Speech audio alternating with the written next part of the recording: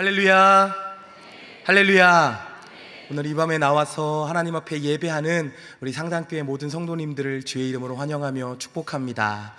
저는 지금 상당교회에서 1년 동안 하나님을 예배하며 또 예배 인도로 중등부로 함께 사역을 감당하고 있는 임노한 목사입니다.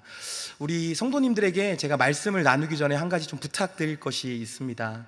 우리 중등부 아이들과 함께 예배하면서 항상 말씀을 듣기 전에 믿음의 고백을 그리고 결단의 고백을 항상 올려드리면서 말씀을 듣곤 하는데요, 우리 괜찮으시다면 저를 따라서 우리 상당히 성도님들 함께 따라해 주시겠습니까? 네, 동의하시면 하도록 하겠습니다. 괜찮으실까요? 네, 그럼 두 손을 가슴에 한번 모아보겠습니다. 저를 따라서 한번 믿음의 고백을 올려주시면 좋겠습니다. 나는 하나님을 예배합니다. 한 번 더, 나는 하나님을 예배합니다. 나는 하나님의 말씀을 믿습니다. 나는 하나님의 말씀을 믿습니다. 마지막입니다. 그 말씀에 능력이 있습니다. 그 말씀에 능력이 있습니다. 아멘. 우리의 믿음의 고백대로 될 줄 믿습니다. 어떤 여인이 길을 가고 있었습니다. 그런데 그 여인 앞에 두 대의 영구차, 지금으로 하면 장례식 차가 이어서 두 대가 지나가고 있었다라고 합니다.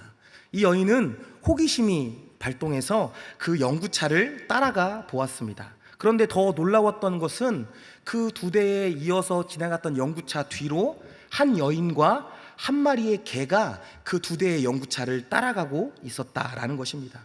이 호기심이 많은 여인은 그 개와 함께 영구차를 따라가는 그 여인에게 쫓아가서 이렇게 물었습니다.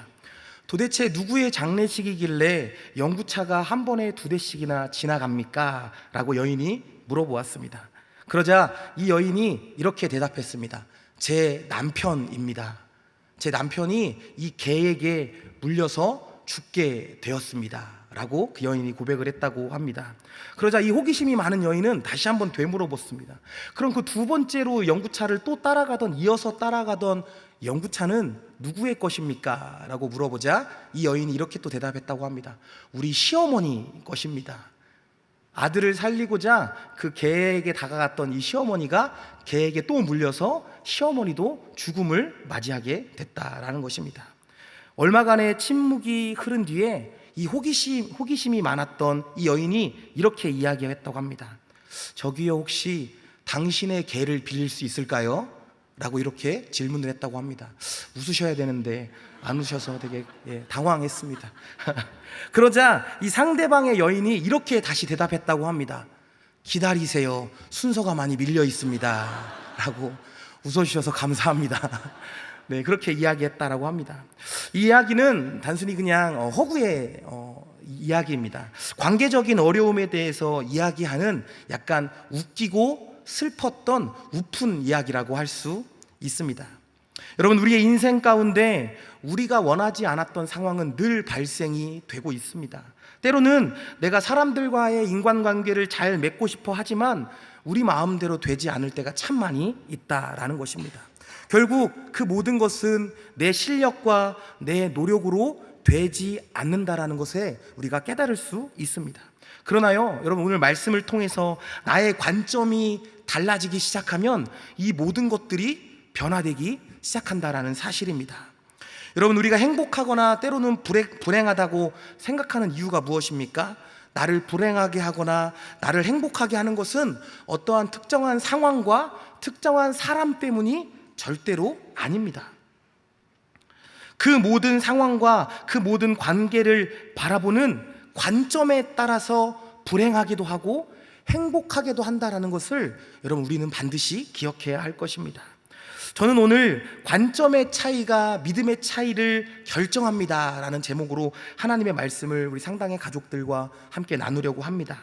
여러분, 저를 한번 따라해 보시겠습니까? 관점의 차이가 우리의 삶과 우리의 믿음의 실력을 결정할 수 있습니다. 관점이 모든 것을 바꾸고 결정할 수 있다라는 것입니다. 오늘 우리가 함께 은혜를 나눌 빌립보서 1장 말씀은요, 한 사건을 두고서 관점이 전혀 다른 두 부류의 사람들이 소개되고 있습니다. 현재 사도 바울은요, 복음을 전하다가 로마 시위대 감옥에 붙잡혀 있는 상황입니다. 그런데 첫 번째 부류는요, 사도 바울을 감옥에 갇혀 있는 사도 바울을 걱정과 염려로 바라보고 있는 빌립보 교인들의 시각이 있습니다. 그리고 또 다른 부류의 시각은요, 감옥에 갇혀 있음에도 그 상황을 낙심과 절망으로 보지 아니하고 하나님의 축복과 기쁨으로 바라보는 사도 바울 본인의 모습을 볼 수 있다라는 것입니다. 여러분, 감옥에 갇혀 있는데 그 감옥에 갇혀 있는 사도 바울을 바라보는 빌립보 교인들이 힘들까요? 아니면 실제로 감옥에 갇혀 있는 사도 바울 자신이 더 힘들까요? 누가 더 힘들겠습니까? 질문이 어렵나요? 누가 더 힘들까요? 아무래도 감옥에 실제적으로 갇혀 있는 사도 바울 본인이 더 힘들지 않을까라고 생각이 되어집니다. 그런데요, 사도 바울은요, 오늘 본문 말씀을 보면 18절에 이렇게 고백을 합니다. 우리 오늘 본문 말씀 빌립보서 1장 18절 말씀을 함께 읽어보겠습니다. 시작. 그러면 무엇이냐? 거칠애로 하나 참으로 하나 무슨 방도로 하든지 전파되는 것은 그리스도니 이로써 나는 기뻐하고 또한 기뻐하리라. 무엇한다고 이야기하고 있습니까? 기뻐하고 또한 앞으로도 나는 기뻐할 것이다 라고 사도 바울은 감옥에 갇혀 있으면서도 그렇게 고백하고 있습니다. 여러분, 누가 보아도 힘들고 어려운 속에 갇혀 있는 상황이 바로 사도 바울의 현재 상황입니다. 근데 그는 나는 기쁘고 앞으로도 영원히 이 기쁨은 사라지지 않을 것이라고 믿음의 고백을 올려드리고 있다는 것입니다. 여러분, 어떻게 사도 바울이 이런 모습이 가능했을까요? 뚜렷한 죄가 드러나지 않았음에도 그는 감옥에 갇혀 있습니다. 현재의 고통 가운데 있으면서도 그는 기쁘다고 고백하고 앞으로도 이 기쁨은 사라지지 않을 것이라고 고백하고 있다는 것입니다. 그 이유는요, 바울의 관점은 달랐다라는 것입니다. 눈에 보이는 상황과 환경을 따라가는 것이 아니라, 눈에 보이는 상황은 감옥에 갇혀 있어서 옥죄어 있어서 너무나 힘들고 어려운 상황이었지만 그것을 따라가는 것이 아니라 생명의 그 복음으로 말미암아, 예수 그리스도로 말미암아 바울의 관점은 달랐기 때문에 그의 인생도 달랐다라고 우리가 볼 수 있다라는 것입니다. 여러분, 우리의 인생과 삶도, 그리고 사람과의 관계들도 이와 동일합니다. 이 땅을 살아가는 나의 관점이 조금씩 복음으로 말미암아 달라지기 시작한다면 내 눈앞에 펼쳐져 있는 삶의 문제와 상황들은 여전할지라도요, 나의 달라진 관점으로 말미암아 바울과 같은 그 고백, 지금 나는 기쁘고 앞으로도 이 기쁨은 사라지지 않을 것입니다라는 그 믿음의 고백이 저와 여러분의 입술 가운데 터져 나오게 될 줄 믿습니다. 우리 사랑하는 상당교회 성도 여러분, 예수 그리스도로 인해 달라진 나의 관점으로 말미암아 하나님께서 주시는 남다른 축복을 누리시는 우리 사랑하는 성도님들 한 분 한 분이 되시기를 주의 이름으로 간절히 축복합니다. 그렇다면요, 첫 번째로 우리의 믿음의 이 여정길 가운데 내 안에 바뀌어야 될 관점이 있다면 그것이 바로 무엇이 될까요? 첫 번째 절을 한번 따라해 주시겠습니까? 고난을 통한 고통과 축복은 내 선택입니다. 고난을 통한 고통과 축복이 있는데 그것은 정해지는 것이 아니라 내가 선택할 수 있다라는 것입니다. 여러분, 고난은요, 고통스러운 면이 반드시 있습니다. 하지만 나의 관점과 나의 선택에 따라서 그 고난을 고난으로 받지 않고 축복으로 우리가 받을 수 있다라는 것입니다. 근데 대부분 사람들이요, 고난을 그냥 고난 자체로만 여기고 있습니다. 그렇기 때문에 축복을 향해 딛고 일어설 수 없다고 생각하기 때문에 그 고난 때문에 낙심하고 무너지게 된다라는 것이죠. 여러분, 우리는 불과 몇 해 전에 코로나라는 끝나지 않을 것만 같던 그 터널을 우리가 지나오면서 우리 한국교회뿐만 아니라 전 세계가 믿음의 고백을 외쳤던 그런 문장이 있습니다. 그것은 바로 무엇이냐면요, 당연한 것이 아니라 하나님의 은혜입니다 라는 이 고백 가운데 우리가 위로를 얻고 하나님의 뜻을 발견했었습니다. 내가 당연하다고 여겼던 이전의 관점들이 코로나라는 재앙과도 같았던 터널을 지나오면서 우리의 관점이 바뀌기 시작했다라는 것입니다. 내가 당연하다고 여겼던 모든 것들이 실제로는 하나님의 은혜였음을 내가 믿음으로 고백할 수 있게 된 것이지요. 시대적인 고통과 아픔을 믿음의 관점으로 하나님의 은혜로 깨닫게 되자 불평과 낙심의 상황이 분명했음에도 불구하고 그대로 그것을 표출해내는 것이 아니라 그것 자체가 하나님의 은혜이며 하나님께 드리는 감사입니다 라고 믿음의 고백을 우리가 올려드릴 수 있었다라는 것이죠. 여러분, 만약에 고난이 그냥 고통과 저주라고 생각한다고 한번 가정해 보셨으면 좋겠습니다. 고난이 고통과 저주로만 끝났다라고 가정해 보십시오. 이 성경책 안에서 가장 고통이 가득하고 가장 저주받은 인생이 누구겠습니까? 한 분이십니다. 바로 예수 그리스도이십니다. 이 고난을 고통과 저주로만 본다면 예수 그리스도가 가장 고통받은 인생이고 가장 저주 속에 빠진 인생이 바로 예수 그리스도가 된다라는 것이죠. 그리고 여러분, 그에 못지않게 저주받은 인생으로 평가받는 인물이 오늘 성경을 통해서 우리가 함께 보고 있는 바로 사도 바울의 인생이 아닐까라고 생각이 되어집니다. 여러분, 세상 말로요, 사도 바울은 예수님 만나자마자 인생 종친 인물 중에 대표적인 인생입니다. 어찌 보면 예수님을 만나면서부터 원래는 탄탄대로로 나아갔어야 될 인생이었는데요, 예수님 만나면서 인생이 꼬이기 시작했고 꽉 막힌 인생으로 인생의 추락을 경험한 사람이 바로 사도 바울입니다. 여러분, 그런 사도 바울이 아까도 제가 앞에도 언급했듯이 무엇이라고 고백합니까? 바로 기쁨을 주체할 수 없고 이 기쁨은 현재의 기쁨뿐만 아니라 앞으로 미래형으로 영원히 끝나지 않을 저의 기쁨이 됩니다 라고 사도 바울은 고백했다라는 것입니다. 어떻게 그럴 수 있었다고 말씀드렸죠? 관점이 달랐기 때문입니다. 우리 성경 말씀을 한 절 더 읽어보겠습니다. 빌립보서 1장 12절 말씀인데요, 빌립보서 1장 12절 함께 보겠습니다. 시작. 형제들아, 내가 당한 일이 도리어 복음 전파의 진전이 된 줄을 너희가 알기를 원하노라. 아멘. 여러분, 사도 바울의 관점은 바울이 당했던 그 고난을 고난으로 그치지 않고 고난으로 받지 않고 축복으로 가는 통로로 사도 바울은 믿음으로 받았습니다. 그렇기 때문에 사도 바울에게 가장 큰 기쁨은 무엇이었습니까? 예수 그리스도의 십자가 복음이 땅끝까지 퍼져나가는 것에 가장 큰 기쁨과 가치를 두었던 사도 바울인데요, 바울이 당했던 그 고난으로 말미암아 오히려 복음이 더 뻗어나갈 수 있음에 바울은 기뻐할 수 있었고 감사할 수 있었고 그 복음 전파에 더욱더 목숨까지 내어 던지면서 하나님이 주신 사명을 완수할 수 있었다라는 것입니다. 다시 말해서 바울은요, 당장 자신의 처했던 그 고난에 집중하지 않고 고난의 관점을 두지 않고 그로 인해 하나님의 일하심, 하나님의 나라가 선포되는 것에 더 관점을 두었기 때문에 그는 기뻐할 수 있었고 계속해서 그 기쁨을 유지할 수 있었다라는 것입니다. 여러분, 우리는 고난 당하기 때문에, 내가 고난의 상황에 처해 있기 때문에 힘들고 어려운 것이 아니라는 것입니다. 고난을 바라보는 나의 관점이 고난과 고통에만 집중되어 있기 때문에 내가 어렵고 힘든 것입니다. 여러분, 이 땅을 살아가면서 고난이 없는 사람은 단 한 명도 없습니다. 한번 손들어 보실까요? 저는 살면서 단 한 번도 고난당한 적, 고통당한 적이 없습니다. 손들어 보실까요? 단 한 명도 없습니다. 앞으로도 없을 것입니다. 누구나 다 고난 속에 처하기도 하고 고통 속에 거하기도 합니다. 여러분, 내가 살아가는 삶이 내 뜻대로 되어지지 않는 것은 당연한 것입니다. 나와 함께 하는 모든 사람들이 내 생각대로 말해주지 않고 내 생각대로 행동해주지 않는 것도 당연한 것입니다. 내가 원하는 말과 행동은 더더욱 아닐 것입니다.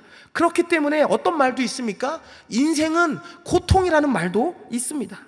이와 같이 인생 가운데 나의 삶의 환경을 내가 바꿀 수는 절대로 없다라는 것입니다. 내가 관계 맺고 만나는 모든 사람들을 내 성향과 내 입맛에 맞게 따라서 만날 수도 없다라는 것입니다. 즉, 내가 처해 있는 상황을 바꾼다고 고난이 사라지고 고통이 사라지는 것 또한 절대로 그렇지 않다라는 것이죠. 상황을 바꾸는 것보다 더 기쁨을 유지하는 방법은요, 고난을 바라보는 나의 관점을 바꾸는 것입니다. 고난 속에서도 그 고난을 내가 선택하는 것이 아니라 하나님께서 주시는 축복을 누가 선택할 수 있습니까? 내가 선택할 수 있다라는 것입니다. 고난이라는 발판을 통해서 복음을 의지한 내가 축복을 선택하고 축복으로 점프할 수 있음을 내가 믿음으로 취하는 것입니다.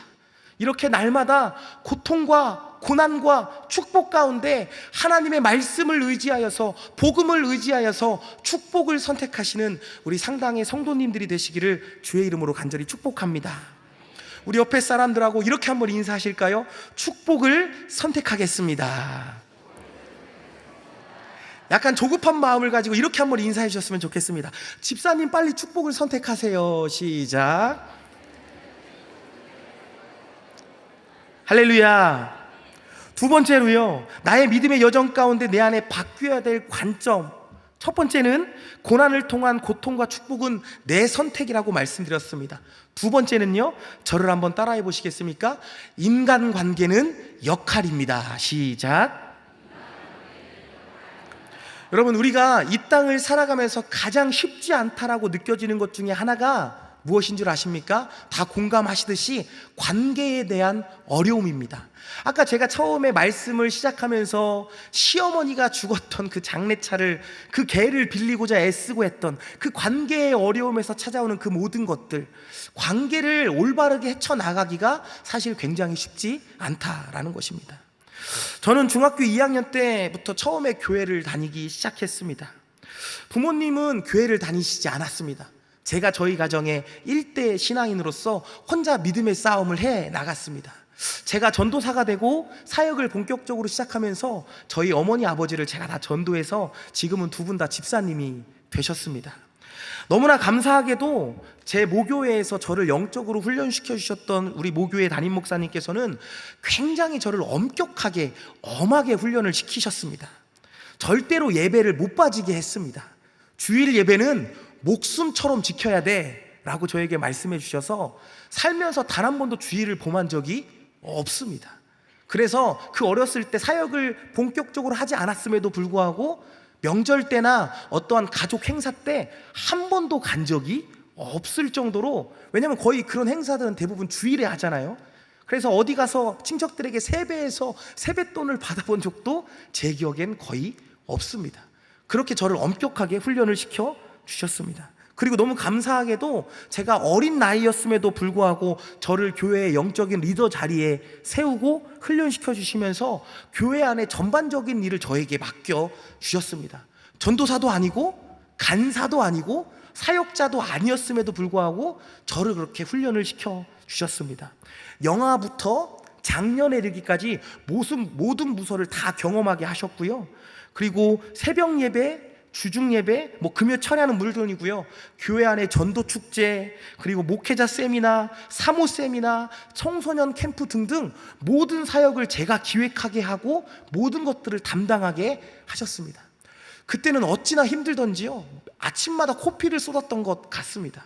그런데 그때는 너무 힘들어서 어떻게든 이 모교회를 벗어나야겠다라고 하나님 앞에 울며불며 기도했던 제 모습 가운데 지금 생각해보면 저를 그 훈련시켜 주신 것들이 얼마나 감사한지, 웬만한 일들 가운데 두렵지 않은 담대한 믿음이 생기게 되었습니다. 지금은 너무 감사하고, 그래서 때때로 그 모교회 담임 목사님을 찾아가서 안수받고요, 감사 인사를 전하는 그런 관계가 되었습니다. 그런데 저에게는 치명적인 약점이 하나 있었습니다. 그것이 무엇이었냐면 관계에 대해서 그렇게 중요하게 생각을 하지 않았습니다. 복음 들고 앞으로 전진은 외쳤었는데 저와 함께 같은 마음으로 달려가는 많은 동역자들, 그 동역자들과 함께 제 스타일만 고집하고 저의 말과 행동만 그들에게 막 부여하다 보니까 그들이 상처받아서 어느샌가 제가 주변을 돌아보니까 한두 명씩 사라져서 다 없더라고요. 그리고 상처받아서 저를 뒤에서 다 욕하고 있더라고요. 그래서 어떠한 사역의 결과물은 맺어지기 시작했지만, 결과물은 훌륭했지만 관계적인 어려움으로 말미암아 저와 함께하는 사람들이 다 상처받아서 저를 떠나가기 시작했고, 결국에는 저 혼자만 덩그러니 남아지는 그런 경험을 하게 되었습니다. 감사하게도 그 이후에 하나님께서 저에게도 관계적인 상처가 있음을 깨닫게 하셔서 예배와 말씀과 기도를 통해서 저를 회복시켜 주셨습니다. 그래서 지금의 저의 가치관은 어떠한 사역의 결과보다는 하나님의 사람을 세우는 것에 더 집중하게 되었고요, 사람을 잃지 않는 것에 더 집중하게 되었습니다. 그래서 그 중요함을 더 깨달아서 열정으로 더욱더 달려갈 수 있게 되었습니다. 왜 제가 이 말씀을 드리냐면요, 우리가 살아가면서 우리의 기쁨을 빼앗는 것 중에 가장 큰 것 중에 하나가 뭐냐면 바로 관계적인 어려움이라는 것입니다. 내가 아무리 풍성한 삶을 누리고 있더라도 내가 누군가 관계가 조금 껄끄럽다면 이상하게 속이 쓰리기 시작하고 마음이 아파오기 시작합니다. 내가 아무리 좋은 관계를 유지하기 위해 삶을 점검하고 노력하더라도 주변에 날 힘들게 하는 사람, 제발 저 사람만 없었으면 좋겠다 하는 사람, 여러분 있습니까? 없습니까? 다 속으로 대답하셨죠? 있습니다. 내가 아무리 관계를 잘 맺으려고 해도, 아무리 천사의 얼굴을 하고 있으려고 해도, 저 사람은 왜 저렇게 할까? 왜 저렇게 말하고 왜 저렇게 행동할까? 저 사람만 없었으면 좋겠다 하는 그 사람이 꼭 있다라는 것입니다. 여러분, 관계는 아무리 노력한다고 해서, 내가 좋은 일을 많이 하고 아무리 선한 영향력으로 선하게 살아간다고 해도 관계적인 어려움이 해소되는 것은 아니라는 것입니다. 오늘 본문의 상황을 보게 되면 사도 바울도 관계적인 어려움 안에 놓여 있는 것을 볼 수 있습니다. 우리 빌립보서 1장 15절 말씀인데요, 함께 읽어보겠습니다. 시작. 어떤 이들은 투기와 분쟁으로, 어떤 이들은 착한 뜻으로 그리스도를 전파하나니. 여러분, 바울이 목숨 걸고 기쁨으로 복음을 전하고 있습니다. 그런데 그 가운데 어떤 사람들이 시기하고 분쟁하고 다투는 사람들이 있었다라는 것입니다. 여러분, 다 아시다시피 바울이 어떤 사람입니까? 자신의 욕심을 위해서 복음을 전했던 사람입니까? 절대 그렇지 않습니다. 바울은 그 복음 앞에 자신의 스펙까지도 다 내어 던져버렸고요, 어떠한 이득을 취하기 위해서 복음을 전했던 인물이 아니라 복음을 통해서 선한 영향력을 끼치면서 자신의 삶에는 어떠한 욕심조차 1도 없었던 사람이 바로 사도 바울이었습니다. 그런데 그런 바울을 향해서 시기를 일삼으며 분쟁하고 다툼을 유발하는 그런 사람들이 있었다라는 것입니다. 그는 누구였습니까? 시기하고 분쟁하고 다투는 그 사람들은 그 당시에 로마 교회의 종교 지도자들이었습니다. 바울이 등장하기 전에는 그 모든 관심과 초점이 로마의 종교 지도자들에게 있었습니다. 그런데 바울이 등장하자마자 어떻게 됐습니까? 모든 관심과 초점이 자신들에게 향해야 될 것이 다 사도 바울에게 향하는 그 모습 가운데 그들 마음에 질투가 드러나기 시작했고 시기가 드러나기 시작했다라는 것입니다. 그래서 사도 바울이 눈에 가시처럼 여겨졌을 것입니다. 사도 바울이 마음에 들지 않았을 것입니다. 그래서 어떻게 했든지 사도 바울을 끌어내리려 했었고 사도 바울을 찍어 누르려고 했다라는 것입니다. 그런데요, 오늘 성경을 보면 이상한 일이 펼쳐지기 시작합니다. 어떻게 해서든지 사도 바울을 끌어내리려고 했던 그 종교 지도자들이 갑자기 열심을 내어서 복음을 전하는 모습이 오늘 성경을 통해서 보이게 된다라는 것입니다. 무슨 일입니까? 바울이 시위대 감옥에 갇히게 되자 때는 이때다 싶어서 그들이 모든 인기와 모든 그 영적인 권위를 독차지하기 위해서 더 위대한 지도자로 보이기 위해서 갑자기 평소에는 관심도 없었던 예수 그리스도의 십자가의 복음을 막 전하기 시작했다라는 것입니다. 우리 빌립보서 1장 17절 말씀인데요, 함께 읽어보겠습니다. 빌립보서 1장 17절 시작. 그들은 나의 매임에 괴로움을 더하게 할 줄로 생각하여 순수하지 못하게 다툼으로 그리스도를 전파하느니라. 예수 그리스도의 십자가의 은혜를 알기에 복음을 전했던 것이 아니었습니다. 하나님의 나라를 확장시키기 위해서 순수성을 가지고 복음을 전하지 않았습니다. 오직 바울보다 더 인정받기를 원했고요, 인기에 목이 말랐고요, 어떻게 해서든지 바울을 끌어내리고자 하는 목적으로 십자가의 복음을 전했던 종교 지도자들이었습니다. 순수성이 전혀 없었습니다. 그런 마음으로 복음을 전했습니다. 만약에 여러분이 바울이었다면 여러분 어떻게 이것을 바라보시겠습니까? 만약에 저라면요, 그 종교 지도자들을 향해서 손가락질했을 것입니다. 순수한 마음을 갖지 않고 복음을 전했다라는 것에 굉장히 소리치며 책망했을 것입니다. 그런데 성경을 보면요, 사도 바울은 그렇게 대응하지 않습니다. 사도 바울은 그들을 책망하거나 그러지 않고 그들이 복음을 전하는 잘못된 동기, 그것에 관점을 두지 않았다라는 것입니다. 뭐라고 얘기합니까? 오히려 반대로 그렇게라도 그들이 하나님의 복음, 십자가 예수 그리스도의 복음을 전한다면, 그렇게라도 복음이 전파된다라면 나는 좋다, 나는 감사하다라고 사도 바울은 거기에 관점을 두었다라는 것입니다. 우리 빌립보서 1장 18절 말씀인데요, 함께 읽어보겠습니다. 시작.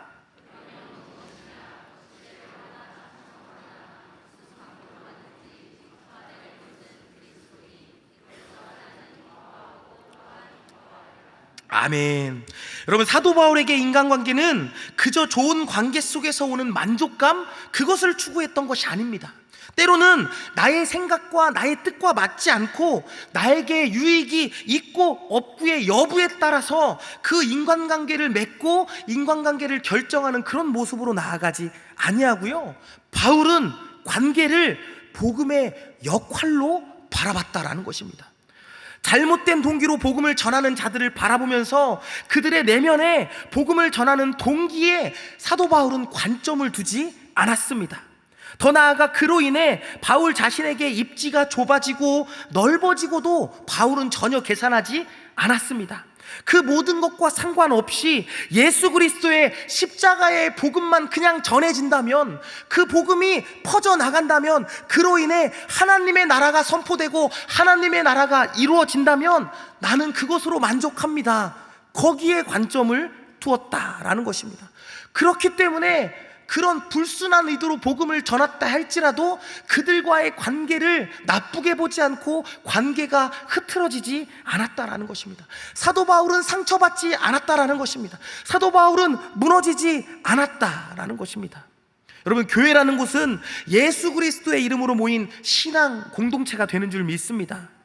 늘 나와는 다른 사람들이 함께 한 이름으로 모여 있기 때문에, 한 뜻으로 모여 있기 때문에, 한 복음을 향해서 나아가는 공동체이기 때문에 그 안에서 각자 같은 마음으로 함께 있을 수 없습니다. 모두가 다 내 맘 같지 않고요, 뜻이 다르기도 하고요, 자라온 환경도 다르고 가치관도 다르기 때문에 여러분, 갈등이 있기 마련이고요, 의견이 맞지 않기 마련이라는 것입니다.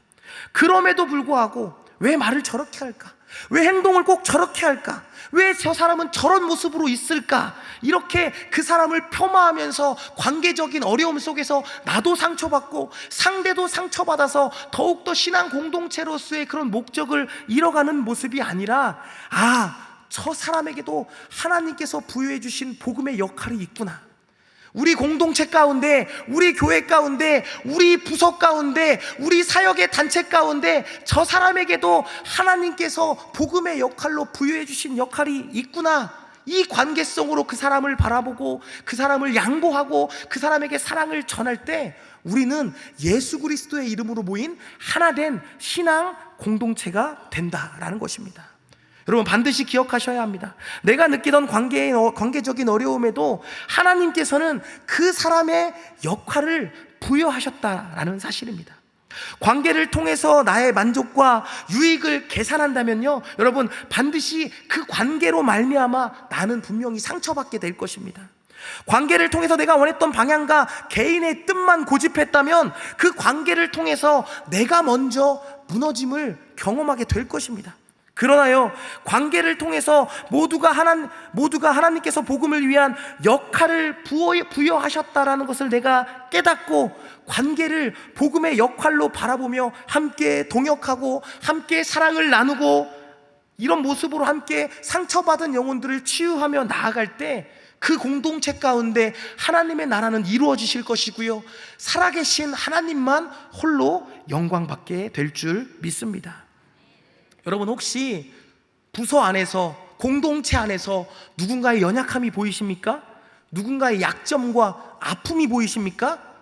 그 아픔을 지적하고 끌어내리는 것이 아니라 하나님께서 왜 나에게 그 아픔을 보이게 하셨냐면 너가 들어가서 그 아픔을 채우라는 사인입니다.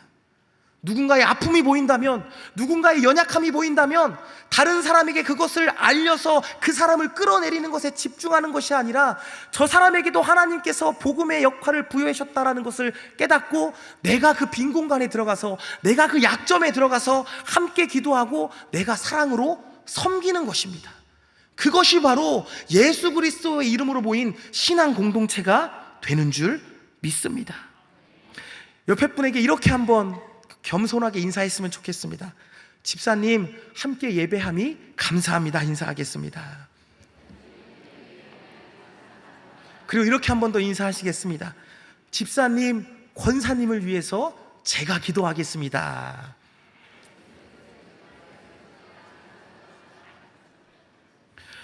여러분, 예수 그리스도를 믿는 그리스도인에게 관점이란 우리의 믿음의 차이를 결정합니다.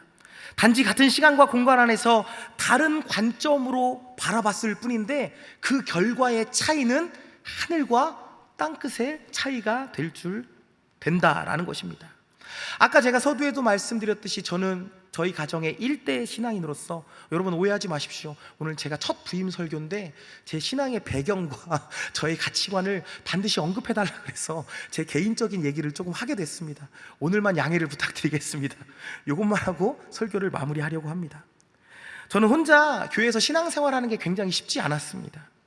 교회에서 예배를 통해서 은혜 받고 기도하고 충만한 상태에서 집에 가면요, 저희 부모님은 어찌나 그렇게 싸우셨던지 어려운 가정 형편으로 인해서 날마다 집기를 부시면서 저희 부모님께서 싸우셨던 것 같아요. 근데 저희 부모님은 이 설교 영상을 라이브로 저희 어머니가 들으시면 안 되는데 안 들을 줄 믿습니다. 어찌나 싸우실 때마다 대문을 활짝 열어놓고 싸우셨던지 저희 가정은 저희 동네에서 유명했습니다. 날마다 싸움이 그치지 않는 집안으로. 그 가운데 저는 항상 구석에서 제 방에 숨어서 눈물을 흘리면서 그 싸움이 끝나기만을 기다렸습니다. 혹시 반주가 조금 가능하실까요? 깔아주면 더 이렇게 좋을 것 같은데 이 타이밍에 살짝만 깔아주시면 너무 좋을 것 같습니다.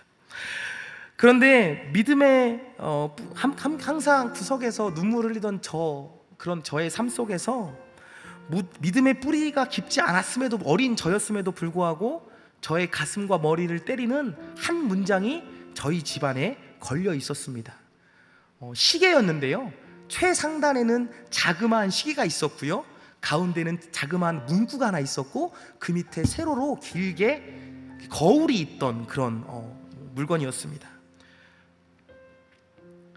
그런데 어느 날 어머니 아버지가 또 심하게 싸우던 그날에도 제가 눈물을 흘리면서 구석에 앉아 있는데 평소에는 보이지 않았던 그 거울이 눈에 보이기 시작했습니다. 그리고 그 문구가 제 눈에 확 들어오기 시작했습니다. 그 내용은 이 내용이었습니다. 굉장히 짧은 문구였는데요, 힘들 때 울면 삼류다, 힘들 때 참으면 이류다, 힘들 때 웃으면 인류다 라는 문구였습니다. 어렸을 때는 그게 누구의 말인지 몰랐습니다. 그런데 제가 성장하고 나서 그 문구를 돌이켜보니까 셰익스피어가 이 말을 했다라고 하더라고요. 셰익스피어 아시지요? 네. 어린 나이에 인류, 이류, 삼류 이런 것들은 잘 몰랐지만 힘들 때 웃는 거구나 라는 것이 제 머리를 때렸습니다.